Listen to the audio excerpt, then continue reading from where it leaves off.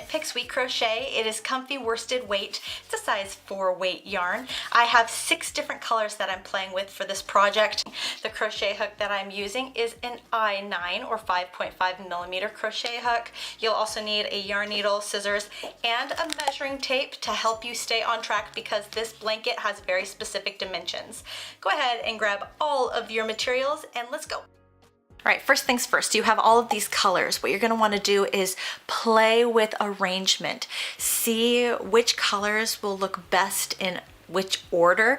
Really just shake things up, have fun putting this color next to that color, seeing if you want this color first, that color first.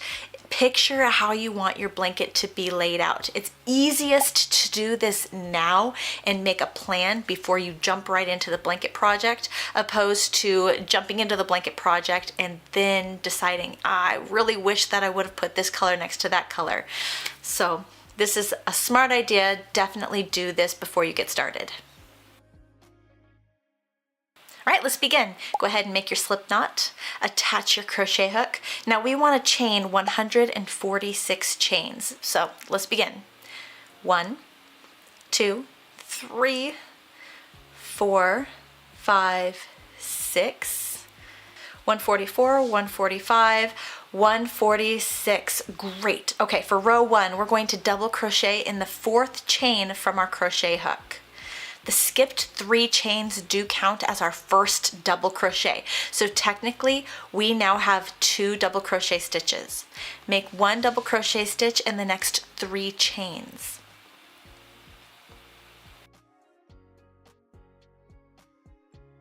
Two, 3. Great. Skip 2 chains. 1, 2, and double crochet in the next 5 chains.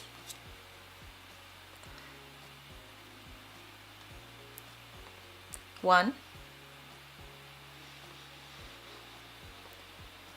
2, 3,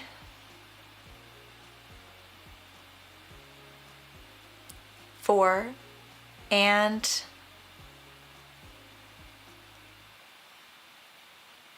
5. Chain 2, 1, 2, and double crochet in the next 5 chains.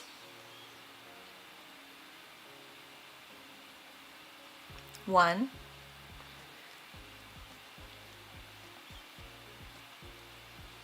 2, 3,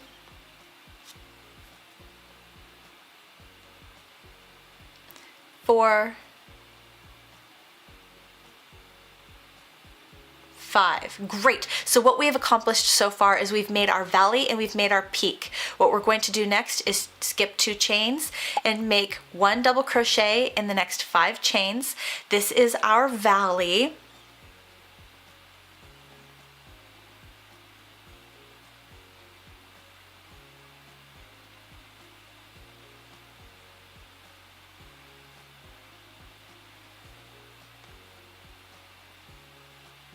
Have you noticed that working up the foundation row always seems to take forever? Great. Now we have our peak. So chain 2 and double crochet in the next 5 chains. And that's the repeat pattern across row 1. You're going to double crochet next 5 chains, then skip 2 chains for our bottom or our valley, double crochet in the following 5 chains, and then chain 2 for our peak or top. Repeat this all the way across for row 1.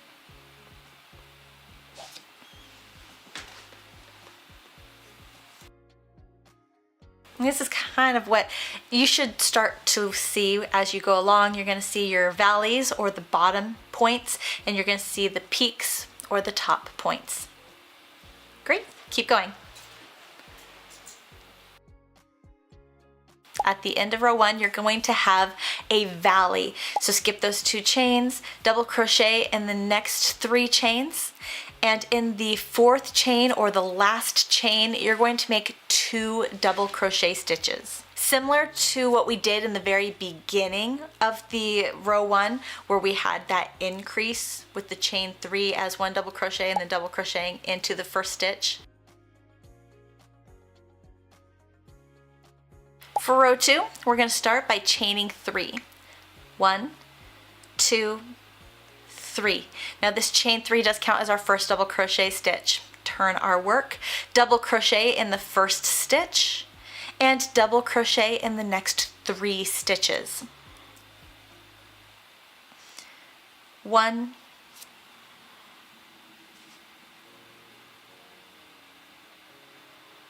2, 3. Great, we're at the valley. What you're going to see is 5 stitches in each group. 1, 2, 3, 4, 5. Next, we're going to skip 2 stitches, 1, 2, and double crochet in the next 4 stitches.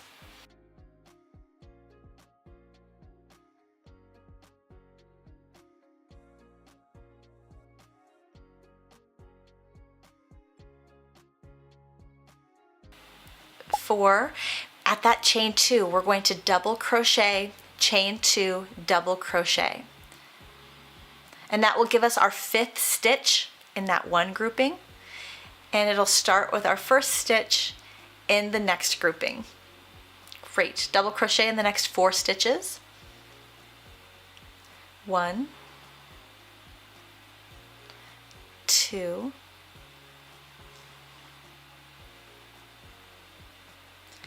3, 4. We're at our valley, so skip 2 stitches, double crochet in the next 4 stitches. This really helps to keep the points pointy. More of a chevron, less of a wave.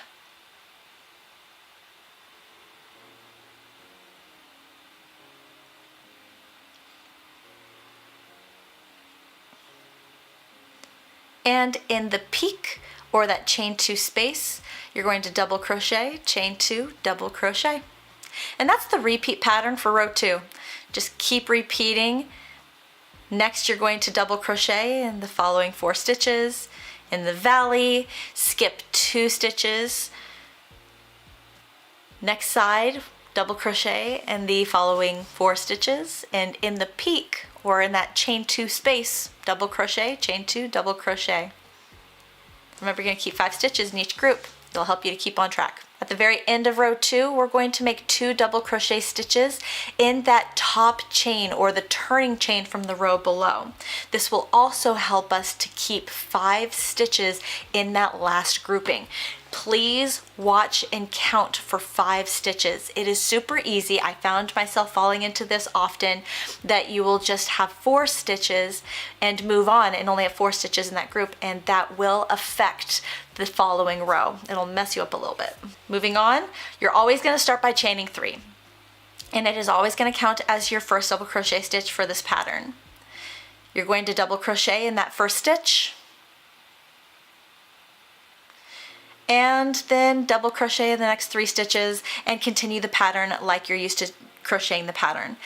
You are going to repeat row 2 through the end of row 14, and then we're going to do a color change. Let me show you what those color changes will look like. For your color changes, starting with color A, you're going to work rows 1 through 14. Switch to color B, you will work row 15 through row 28. Switch to color C, you will work rows 29 through 41. Switch to color D, you will work rows 42 through 55. Switch to color E, rows 56 through 69.